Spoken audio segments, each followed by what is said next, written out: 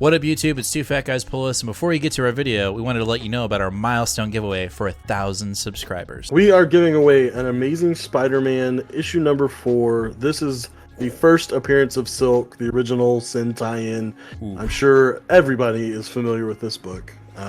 This is a CBCS 9.8. Oh, yeah. Yeah, so... Big boy. This book is much hotter than it was when we first bought it for the show. Yep, that's true. You insist on still giving it away, and I'm very happy to do it.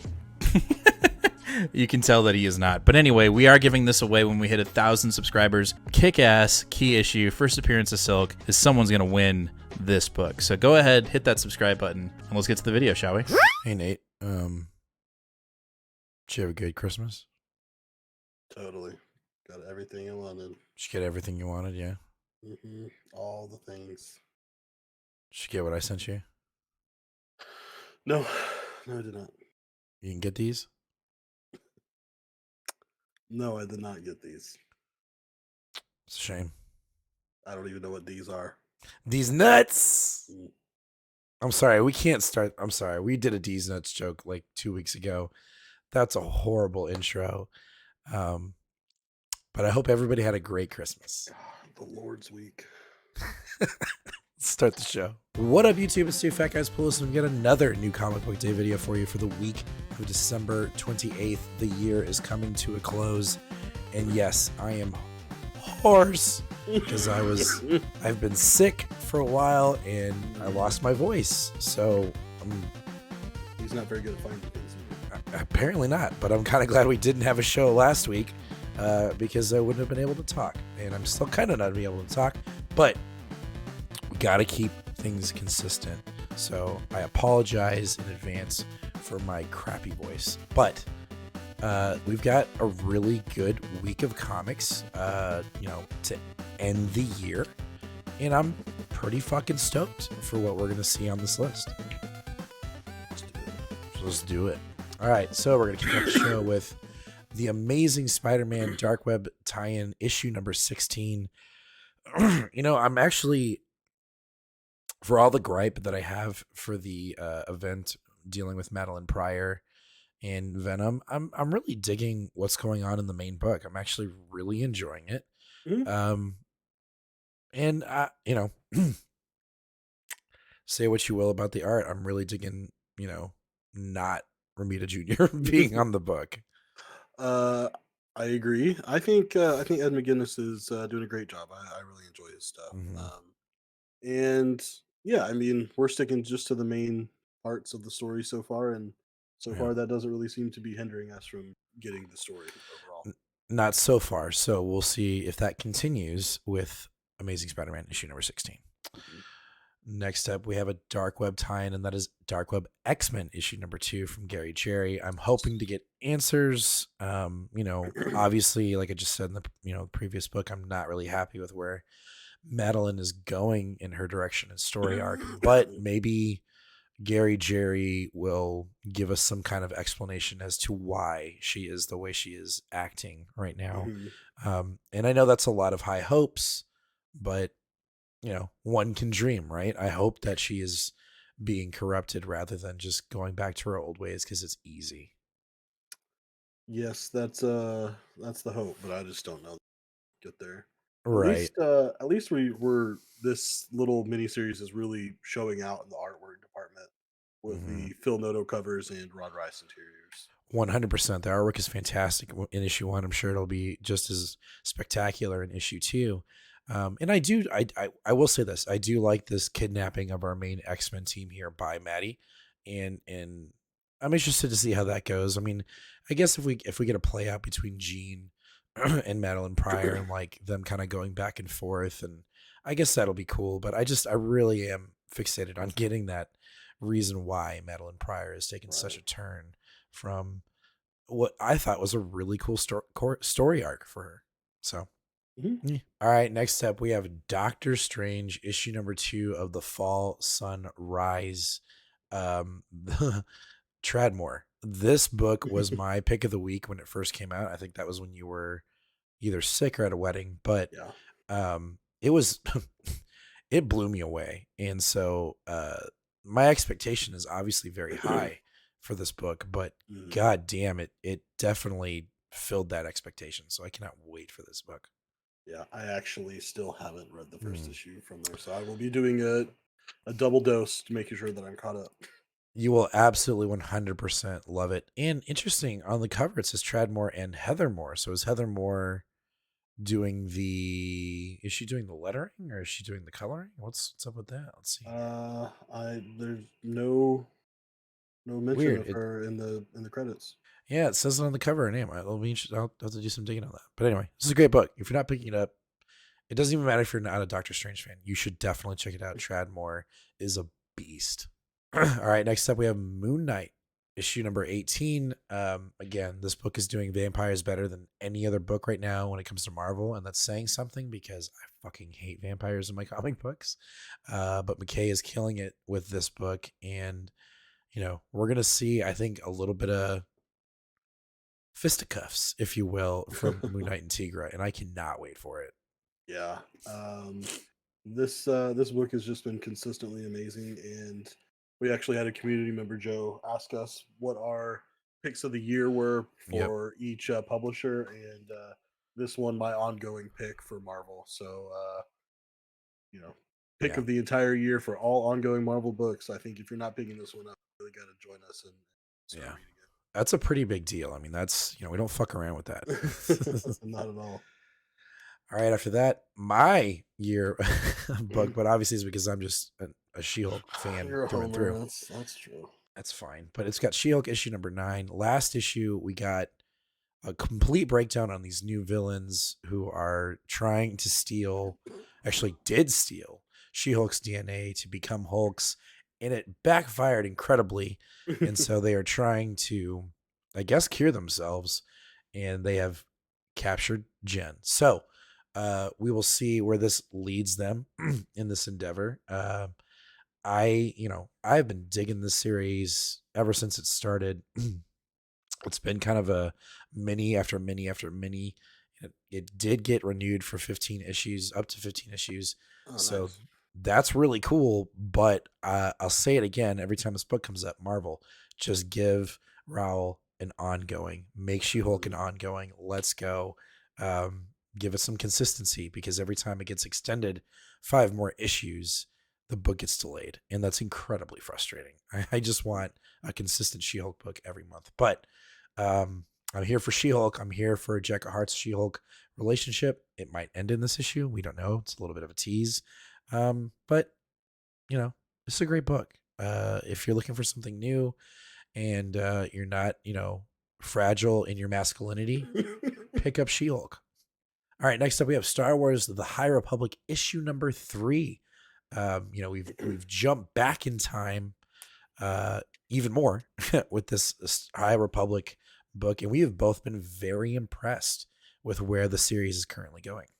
Yeah, this one's been a lot of fun. We've had a lot of different intrigue in this one, from religious implications with the Force and the Jedis, and unrest between different French civilizations. This is at the time the Galactic Republic is expanding and trying to include more people. But we've also got like a murder mystery happening as well, including a character that's able to essentially make it seem like people are dying, but then they wake up 5 minutes later. And this one's just been a ton of fun, and it's been adding a lot to Star Wars mythos, I think, in a really positive way. I think Kevin Scott is a absolute centerpiece for what the Star Wars team in general is doing on building the High Republic stories. Yeah, 100%. And I don't know. I'm very eager to see some content being actually built out of these stories that we're getting with the comics. And I know it's coming. It's coming soon. But it'll be very interesting to see, from a comic collector's perspective, where these issues will land in the sense of value. I'm pretty excited for it. Yeah. All right, after that, we kick it off with another Star Wars book, and that is Star Wars: The High Republic, The Blade, from Charles Soule. I've been so enveloped in the previous book that we just talked about that I'm like, you know what? I will jump into a little mini here, The Blade, and the synopsis for this book actually looks really kick-ass. Yeah. So for those of you that were kind of with me on reading the High Republic novels, you will definitely know Porter Engle. He was the, basically on the edge of retirement as much as you could be, character who was basically making soup on a uh, world with almost no people at the very, very fringe of the galaxy, and somehow ended up finding himself involved in the battle with the Nile. That was in Charles Sewell's book, and here he is. We've heard the rumors about Porter Engle being referred to as the Blade, and how he's a few hundred years old, and he used to be like the most deadly assassin for the Jedi, but we didn't get any information about that. It was just more his reputation preceded him. But Charles Soule's giving us that story. We're Flushing finally it going out. to get to see how Porter was able to develop that reputation. They announced this almost a year ago, Wow. just as one of the first teasers for Phase 2 of High Republic. And I've been this has probably been my most anticipated thing of Phase 2 so far. Hell yeah. I'm excited. I'm ready to read it. Next up, we have Strange Academy Finals issue number 3 from Scotty Young and Roberto Ramos. This has been really fun. We're only 3 issues in, and we're definitely seeing some development. We're seeing growth within the students who are on the good side and kind of on the bad. But we're seeing not necessarily a finished product, but we're kind of seeing the fruits of labor when it comes to the education that a lot of the kids at the academy have had in one semester. And so they're going out and helping their friends and taking on enemies, and they're not fucking around. They are definitely growing into their own abilities. And this book is fantastic. We say it every time. And so I can't say anything else more positive about the book except for just keep going, please. Yep. And the synopsis for this one seems pretty interesting too. It says the reverberations of this is going to be, pretty intense. Obviously, that we say that a lot, but the fallout of this battle is unlike any you've seen before. I think it is going to at least put us into a position with these kids that we're not probably expecting.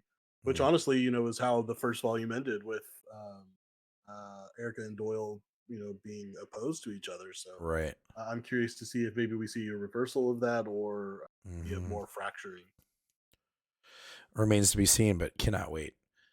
All right, after that, I think we have our last Marvel book for the night, and that is Exterminators, issue number 4, also dealing with vampires. But Williams, she's bringing the heat when it comes to the vampire-esque storyline. This has been a silly goose time of a book, and it knows that.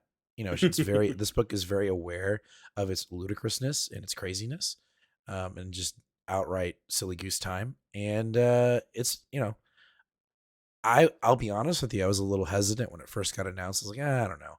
And then I read the first issue and I was like, yeah, I can dig this shit, because it just was not. It was taking elements of Krakoa, which is so serious and such a huge force within the Marvel comic book universe, and just saying, nah, I'm gonna go fuck around over here. There'll still be elements of Krakoa in this book, but not to the point that we're just gonna be like, oh my god, this is completely changing to the island and its society. It's just more like, this is kind of a joke. Right.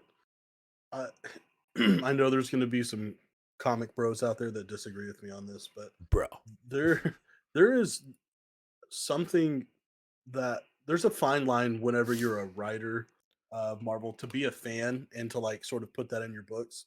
It's a Mhm. really fine line between like just lip service and it's really like a really shallow story. But there's another thing too. Whenever you're such a big fan of these characters and the history of these characters and the tone and Mhm. identities of these characters, that you can develop a rich story. And I think that's exactly what's happening here. Is that we're seeing Leia Williams knows these characters, knows their identities, and knows their histories, and is able to tell a really, really rich and fun story. And I think this is what a really big sector of the X books are missing right now is the feeling that this fun feeling that we Right. get from this book.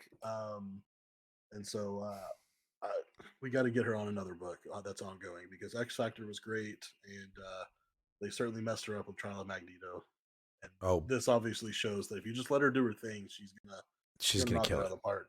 100%. I couldn't agree with you more. All right, let's kick it off with DC's Action Comics 1050. This is the big boy. This is the one that DC has been cramming down our throats outside of Lazarus Planet. That this is coming. That this is no joke. This is the issue to get to read because everything is the status quo of Superman and the Super Family is changing in 1050. Dude, I got a really cool like movie voice right now because I've got sickness. It's great. We're getting potential. What aren't we getting like a split in the book? Right, there's gonna be 3 writers, right? Something like that. That starts next issue. Next issue, got it. Yeah. So this is supposed to be almost like the prequel to where we're going after that. So there's supposed to be a huge bombshell in this issue. Apparently, Lex Luthor crosses a personal line with Oh boy. Superman, and he steals something important from Clark's life. And this is gonna, it all seems very dramatic, and I think that the interior work is going to be very good. Philip Kennedy Johnson's, I think, a very good job at telling a story that doesn't feel as melodramatic as the advertising have made Right. it feel. You know what I mean? Yeah. So I'm really looking forward to it.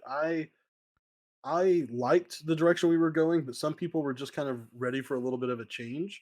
And I think keeping Johnson on the book, but adding a little bit more voices, we're obviously um, adding a third book to the Super Family Superman line with Mhm. Joshua Williamson's book.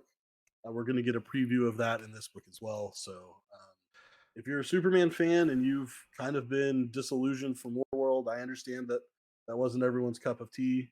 And if you or if you were on the Kal-El returns and realized that that was a gimmick and it wasn't really a crossover, and you're like, "What the hell?"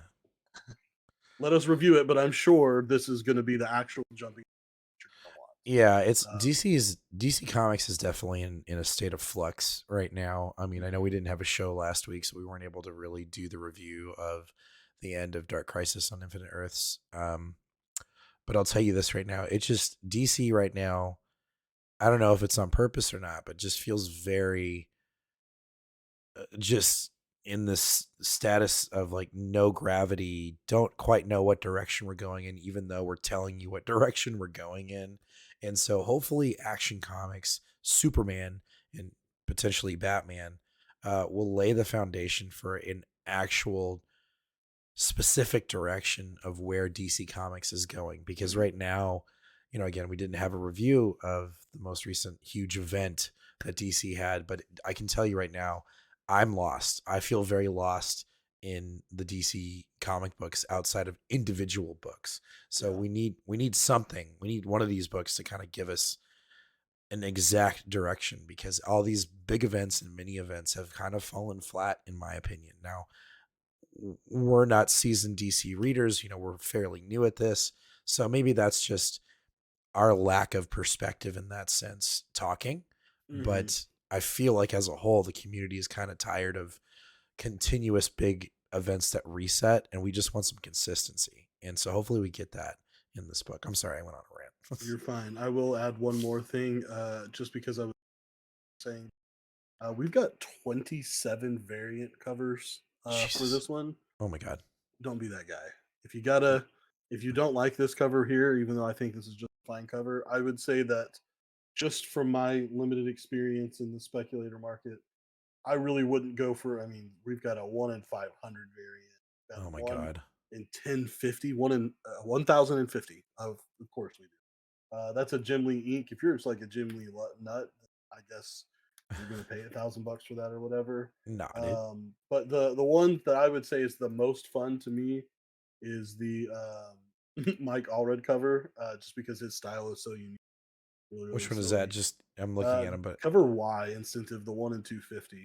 Um, obviously you're gonna have to pay for that one. So Oh yeah. you'd have to really be an all red fan, but I do think that's pretty cool.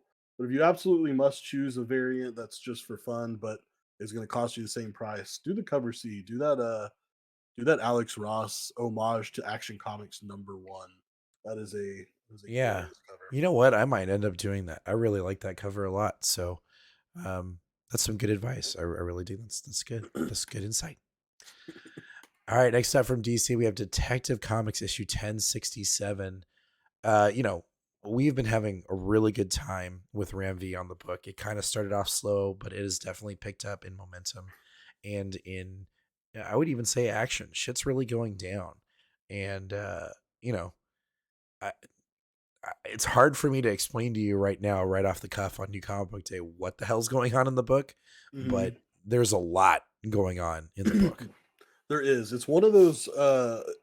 It very much to me has a lot of people say this. I think sometimes whenever there's a lot of action, but this really feels like I'm watching a movie. Mm-hmm. And it does feel like one of those movies where you watch about 45 minutes to an hour of a movie and you just go, fuck is going on? I'm Yeah, right. entertained, but where are we going with this? Right, right, And right. then when it all comes together, it makes sense. So we've got this family that's the old inheritors of Arkham, which says that they own Gotham in some sort of way. You got Mister Freeze jumping into all this. You've got the werewolf protector guy involved. Two Face is now here as well in being involved, and he's doing his sort of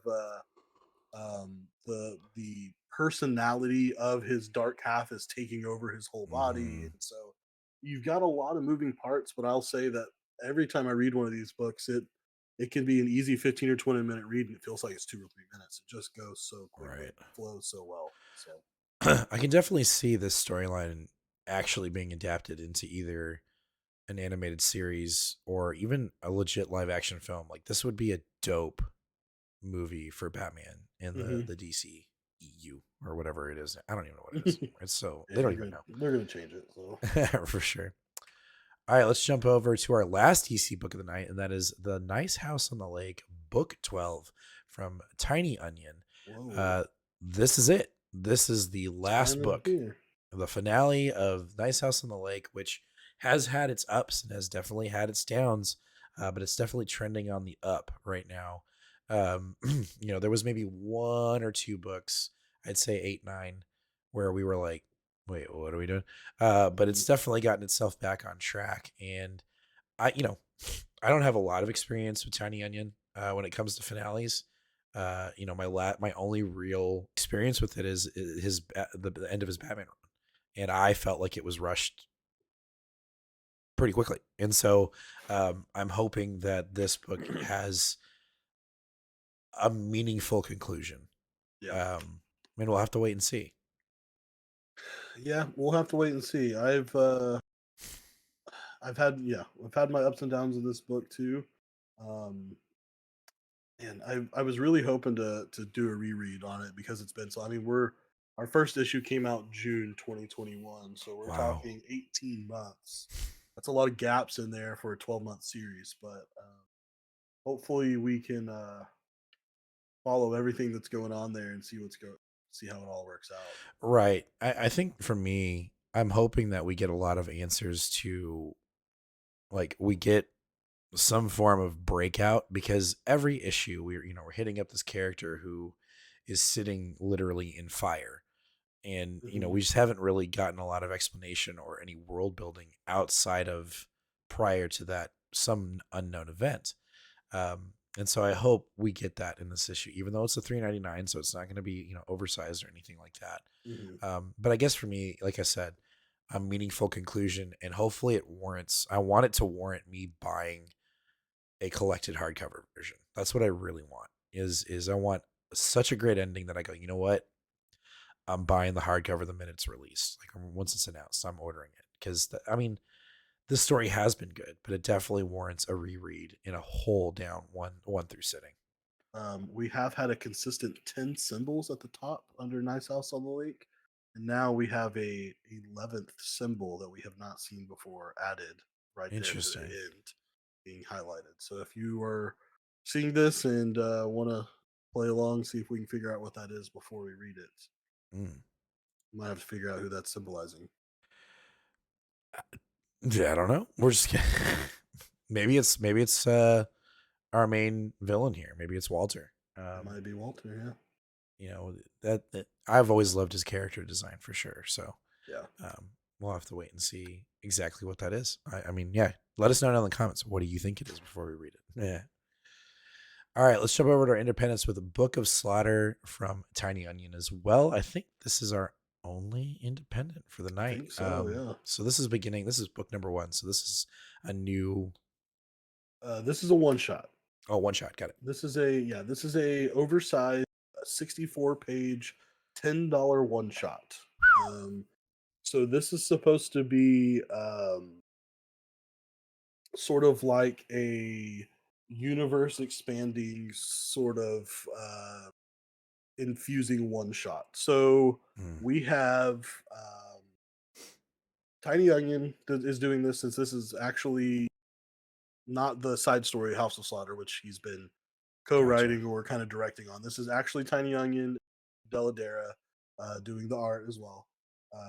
So basically what this says is the future of the Slaughterverse is laid bare. From the sidelines to the spotlight, Book of Slaughter follows the white mask Maxine Slaughter, but will her loyalties remain where they are, or will she show her true colors? So we've got a new character. We're going to find out exactly how she falls into everything.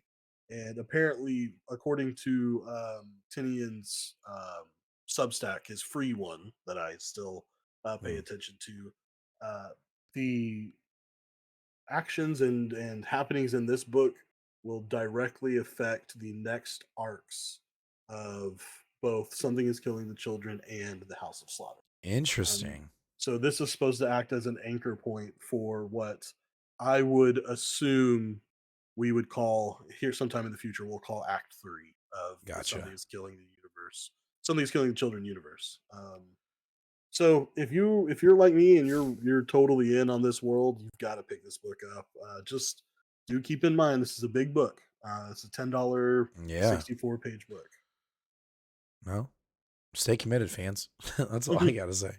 Also, the back of the book says that there is a special included as a special issue guidebook that delves into the deep lore of the Order of St. George. So if you are a history nerd, lore nerd like I am, you're going to want to. Here's my question. Yeah. Where is that lore book? Where is that history book for Wind? For Wind. If I thought that he looked at Twitter still, I would tweet it to him, but he doesn't tweet. He doesn't tweet anymore. So. He doesn't tweet. You need to email. You need to email his Substack, dude. I'll send him a letter. All right. Handwrite him a letter, dude. Okay. Done. All right. Well, that's going to do it for this new Comic Book Day video for the week of December 20th. Let us know down in the comments. Do you like my hoarse voice? No, I'm just kidding. What are y'all picking up this week? What are you going to read first? And what do you think your potential pick of the week is? That's a very massive question that I ask you every week. And I absolutely love seeing y'all's comments when you tell us what y'all are reading and what your potential pick of the week is. Also, make sure to hit that subscribe button, ring that bell, give us a like. We most recently and most excellently just gave away a slab for 750 subscribers. And now we're getting ready for the 850 subscriber sub goal. And you guys, we put up a poll. We asked what you wanted us to give away. We put up some slabs up and you guys voted, and we're giving away